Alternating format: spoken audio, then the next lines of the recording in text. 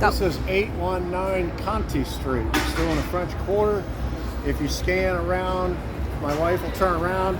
That intersection right there is still Bourbon Street. So everything that we've been, all of these restaurants, which seem to be central to all things business related and investigation related, seem to center around some of these restaurants. So we've already looked at Felix's, which established Oswald's mob ties. Then we went to the 500 Club, which established the fact that Jack Ruby, David Ferry, Lee Oswald, and Judith Ferry all knew each other and worked for Marcello, met with Marcello so Jack Ruby could buy a showgirl. Now we're at Broussard's. This is that famous scene in the JFK movie. If you've seen the JFK movie where District Attorney Jim Garrison is meeting with his friend from law school, a guy named Dean Andrews. In the movie, it was played by John Candy. And they're eating lunch together and over crab meat. They're eating crab meat. And the Garrison confronts Andrews. He's been told by certain of his other witnesses that Dean Andrews had been hired or assigned by somebody named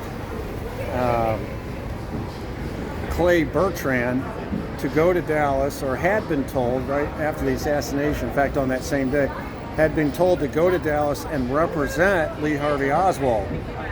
Remember, Lee Harvey Oswald never got an attorney.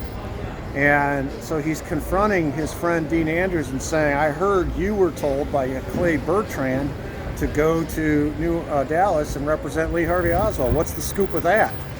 And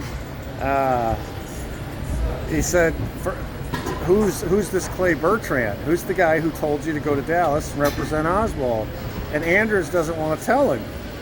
And they're going back and forth, and finally Garrison says, I can call you in front of the grand jury, and if you don't answer, I can charge you with perjury, which is a big deal if you're an attorney. That means you're going to get disbarred on top of the criminal penalties.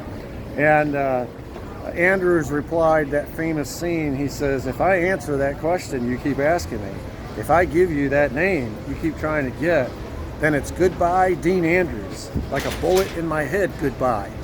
It was a pretty dramatic scene. And of course, he refused to ever give that name Clay Bertrand, or who the real identity of Clay Bertrand was, to Jim Garrison. So Garrison had to find out through other means who this Clay Bertrand is. That's kind of important. Somebody called Dean Andrews, identified himself as Clay Bertrand, which was an alias, and said, I want you to go to Dallas and represent Lee Harvey Oswald. If Jim Garrison could find out who this Clay Bertrand was, that would go a long way to determining who is leading this conspiracy to kill JFK and trying to arrange for legal representation for the guy who's been accused of the crime. And so that's the challenge, to find out who this Clay Bertrand is. This scene between Garrison and Dean Andrews happened at this restaurant at Broussard's.